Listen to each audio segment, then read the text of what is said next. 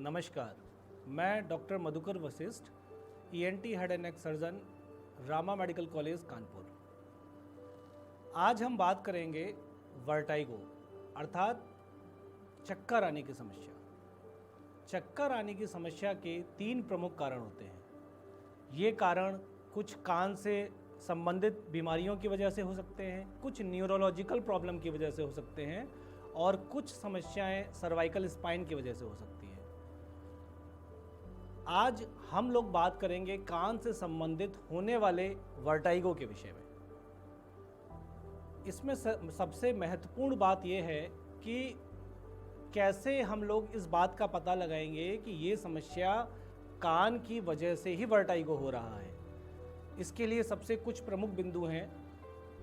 एक स्वस्थ middle aged या ओल्ड एज वाला व्यक्ति जो कि घर पे आराम से सो रहा था, उसको अचानक करवट बदलने में या उठने में चक्कर आ रहा है जो कि कुछ सेकंड से लेके कुछ मिनट तक लास्ट कर रहा है। ऐसी कंडीशन में ये वर्टाइगो हम लोग BPPV कहते हैं। BPPV का मतलब क्या हुआ? Benign paroxysmal positional vertigo. What is benign? Benign means self limiting. Paroxysms मतलब क्या? एपिसोडिक। पोजिशनल मतलब पोजीशन बदलने पर। वर्टाइगो मतलब चक्कर। तो ऐसा बीमारी जिसमें कि पोजीशन बदलने पर चक्कर आ रहा है जो कि कुछ सेकंड से लेके कुछ मिनट तक लास्ट कर रहा है, उसको हम लोग BPPV कह सकते हैं। ये इसमें महत्वपूर्ण बात यह है कि ये बीमारी होने का जो कारण है वो सडन जर्क होता है या सडन स्ट्रेस होता है। इसके अलावा भी बहुत सारे कारण होते हैं जिसकी वजह से कान के अंदर कुछ बैलेंस बनाने वाले पार्टिकल्स जिनको ओटोलिथ कहते हैं वो अपनी पोजीशन से भटक कर दूसरी जगह पहुंच जाते हैं।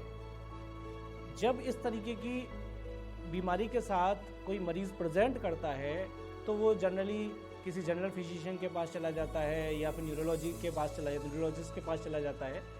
समस्या का समाधान ये नहीं है। इसमें दवाई या किसी इंजेक्शन का कोई रोल नहीं है। इसमें केवल एक मैन्योर करना होता है जिसे एप्ले मैन्योर बोलते हैं। यदि बीमारी BPPV है तो वो कुछ ही मिनट में या कुछ घंटों में ही ठीक हो जाता है और मनुष्य पहले जैसा स्वस्थ दिखने लगता है। दूसरी एक और समस्या होती है कान की बीमारियों की वजह से जो कि वर्टाइगो को प्रेसिपिटेट कराती है। ये उन लोगों में होता है जिन लोगों में पहले से ही कान की समस्याएं हैं। ऐसे कौन से मरीज़ होते हैं? वो मरीज़ जिनका बचपन से या बहुत दिनों से कान बह रहा था। उसकी वजह से क्या होता है कि कान की हड्डी गलने लगती है। कान की हड्डी के गलने की वजह से क्या होता है कि जो कान के अंदर मतलब इनर ईयर जो कि बैलेंसिंग का काम करता है, उसके कुछ ऑर्गन्स डैमेज होना शुरू हो जाते हैं, जिसकी वजह से एक कंडीशन आती है जिसको कि लैब्रेंथाइटिस कहते हैं। इस लैब्रेंथाइटिस की वजह से पेशेंट को लगातार चक्कर आता रहता है जो कि बाद में नोजिया वॉमिटिंग के फॉर्म में भी प्रेसिपिटेट होता है। इसमें कुछ दवाओं व कुछ अत्याधुनिक ऑपरेशन की सहायता से इस बीमारी को भी ठीक किया जा सकता है। ज़रूरी बात यह है यदि इस बीमारी को सही समय पर पहचाना नहीं गया या मरीज़ ने इसमें लापरवाही बरती तो इस बीमारी में मरीज़ की जान तक भी जा सकती है। इसलिए लैब्रेंथाइटिस होने से पहले ही कान के बहने या कान की हड्डी के गलने पर तुरंत अपने नज़दीकी ENT विशेषज्ञ से संपर्क करें। अब हम लोग एक दूसरी बीमारी के बारे में बात करते हैं जो कि कान से ही रिलेटेड है, जिसको बोलते हैं डेफनेस मतलब बहरेपन की समस्या। इस बहरेपन की समस्या को समझने के लिए हम लोग इस मॉडल की सहायता लेंगे। इसमें देखिए क्या होता है कि हमारा जो कान जिसको हम एक्सटर्नल ईयर कहते हैं उसके 2 पार्ट्स होते हैं। एक पार्ट होता है जिसको ईयर पिन्ना कहते हैं, this is ear pinna and this is external auditory canal. तो जब भी हम कोई साउंड देते हैं तो ये एक्सटर्नल ऑडिटरी कैनाल से पिन्ना से होता हुआ एक्सटर्नल ऑडिटरी कैनाल में जाता है। इसके बाद वो साउंड यहाँ पर स्थित कान के पर्दे को हिलाता है जैसा कि आप देख पा रहे हो। फिर यहाँ पर स्थित जो हड्डियाँ होती हैं malleus, incus and stapes, this is stapes footplate, ये कान के जो हम लोगों ने सुना उसको आगे फॉलो कराते हैं। फिर इन हड्डियों से जो फुट प्लेट होती है वो आगे धक्का मारती है, एक खिड़की होती है जिसे ओवल विंडो बोलते हैं। फिर यहाँ से कॉक्लिया से होता हुआ इस नर्व के द्वारा ब्रेन में सिग्नल चला जाता है और मनुष्य सुन पाता है। ये नॉर्मल प्रोसेस है। इस नॉर्मल प्रोसेस में कहीं पर भी यदि ऑब्स्ट्रक्शन है यदि एक्सटर्नल ईयर में ऑब्स्ट्रक्शन है या मिडिल ईयर में है या इनर ईयर में है या ब्रेन में है, इस पूरे पाथवे में कहीं पर भी रुकावट होने की वजह से पेशेंट को सुनाई नहीं पड़ेगा। इसीलिए हम जो डेफनेस है उसको दो पार्ट्स में बांटते हैं। एक होता है कंडक्टिव हियरिंग लॉस सॉरी, दूसरा होता है sensory neural hearing loss. Conductive hearing loss means जो कि कंडक्शन पाथवे तक लिमिटेड है। कंडक्शन पाथवे कहाँ तक है? This pinna, this external auditory canal, this tympanic membrane and these ossicles, यहाँ तक जो भी हियरिंग में प्रॉब्लम हो रही है वो सारा हम लोग कंडक्टिव पाथवे में इंक्लूड करते हैं। इसके बाद जो भी समस्या है वो हम लोग इनर ईयर यानी कि न्यूरल पाथवे में इंक्लूड करते हैं। अब इसमें कुछ बच्चे ऐसे होते हैं जो जन्म से गूंगे बहरे होते हैं, जिनको हम डेफ म्यूट चाइल्ड बोलते हैं। उनके लिए एक विशेष नर्व जो होती है कॉक्लियर नर्व, उनकी कमजोरी की वजह से इस तरीके की समस्या होती है। इसमें जो सहायक होता है कॉक्लियर इम्प्लांट सहायक होता है। कॉक्लियर इम्प्लांट के बाद वो बच्चा कुछ स्पीच थेरेपी और कॉक्लियर इम्प्लांट की सहायता से फिर से नॉर्मल तरीके से सुनने लगता है। कुछ ऐसे मरीज़ होते हैं जिनकी नस तो ठीक है लेकिन उनका कान का जो पर्दा है वो डैमेज हो गया है। उस कान के पर्दे के डैमेज होने की वजह से जो कंडक्शन पाथवे है उसमें कहीं ना कहीं कमी आ गई है, जिसकी वजह से उसका जो हियरिंग पावर है वो पहले से कम हो गया है।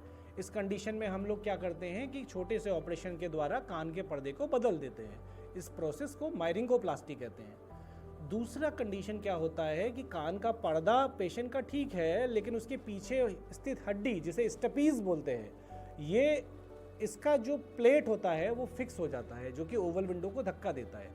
तो उस कंडीशन में क्या होता है कि फिक्स होने की वजह से पाथवे आगे जा ही नहीं पाता, आवाज़ जो है आगे ट्रांसमिट नहीं हो पाती है। इस कंडीशन को हम लोग ओटोस्क्लेरोसिस कहते हैं। इस बीमारी में हम लोग क्या करते हैं कि इस बोन को हम लोग हटा देते हैं और हटाने के बाद इसमें एक पिस्टन को डाल दिया जाता है। उस पिस्टन को डालने से वो पेशेंट पहले की तरह सुन पाता है। इस प्रोसेस को स्टेपिडोटमी कहते हैं। ये बहुत ही एडवांस्ड और बहुत ही माइक्रो सर्जिकल प्रोसेस है जिसके लिए बहुत मेटिकुलस हैंड्स की ज़रूरत होती है। हमारे यहाँ पर ये सर्जरी बहुत पहले से होती हुई आ रही है और इसके कुछ टेस्टिमोनियल्स हम लोग पहले से ही इसमें अपलोड कर रखे हैं, तो आप उनको भी देख सकते हैं। तीसरा कंडीशन क्या होती है जो कि एजेड पॉपुलेशन में पाई जाती है, उसमें क्या होता है कि पेशेंट का कंडक्टिव पाथवे तो ठीक है लेकिन नसों में कमजोरी की वजह से, जो कि बुढ़ापे मतलब एजेड पॉपुलेशन होने की वजह से नर्व में प्रॉब्लम हो जाती है। इस कंडीशन में क्या होता है कि ये this hearing loss is called as progressive hearing loss, मतलब धीमे धीमे कम होता चला जाता है। तो इस कंडीशन में हम लोगों को कुछ दवाइयों से बहुत फ़ायदा नहीं होता है। दवाइयाँ केवल ये काम करती हैं कि वो केवल स्टेबलाइज कर देती हैं, पेशेंट जहाँ पर है उसके पाथवे को वहीं पर स्टेबलाइज कर देते हैं, आगे प्रोग्रेस नहीं होने देती है। लेकिन इसमें जो सहायक होता है वो क्या सहायक होता है, इसमें हम लोग हियरिंग एड का यूज़ करते हैं। हियरिंग एड क्या करते हैं कि कम साउंड को ज़्यादा करके सुनाते हैं। तो जो एजेड पॉपुलेशन है उनमें कई प्रकार के हियरिंग एड आते हैं। कुछ जो हियरिंग एड आते हैं वो डिजिटल हियरिंग एड होते हैं जो कि पर्टिकुलर फ्रिक्वेंसी पे ही काम करते हैं। कुछ हियरिंग एड होते हैं जिनको नॉन डिजिटल हियरिंग एड्स कहते हैं। कुछ ऐसे हियरिंग एड्स होते हैं जो कान के अंदर लग जाते हैं जिनको कैनाल इन द कैनाल कहते हैं, CIC। कुछ ऐसे हियरिंग एड्स होते हैं जो और भी उसके कान के अंदर कैनाल के अंदर चले जाते हैं, that is called in the canal hearing aids. तो ये सारे वो हियरिंग एड है, जैसे कि हम लोग कॉन्टैक्ट लेंस का यूज़ करते हैं उसी तरीके से हियरिंग एड का भी हम लोग यूज़ कर सकते हैं उन पॉपुलेशन के लोगों में। इसके अलावा यदि हियरिंग एड से भी काम नहीं चल रहा है तो उस जनरेशन की पॉपुलेशन में आप इम्प्लांट की भी सहायता ले सकते हैं। तो कहने का मतलब ये है कि वर्टाइगो और डेफनेस ये दोनों लाइलाज बीमारी नहीं है, दोनों ही का इलाज पूर्णतः संभव है। ज़रूरी है कि सही जानकारी और उचित सलाह, यदि आप इसको अपनाएंगे तो स्वस्थ रहेंगे। धन्यवाद।